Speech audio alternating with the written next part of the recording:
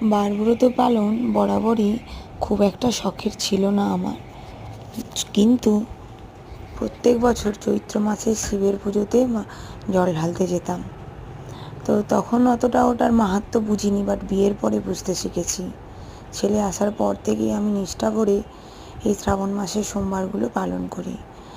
এই বছর প্রথম সোমবারে পুজো করছি, সেটাই তোমাদের সঙ্গে শেয়ার করছি। মনে মনে ভগবানকে জানিয়েছিলাম ছাদ বাগানে যে কটা ফুল রয়েছে যেন ওই দিন সমস্ত গাছ ভরে ফুল হয়।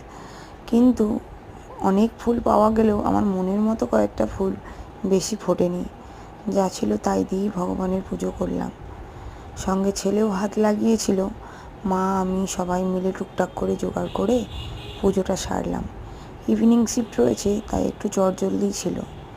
তারপর আর কি, নিয়ম ভঙ্গ করলাম সমস্ত ফলাহার করে। চলো টাটা।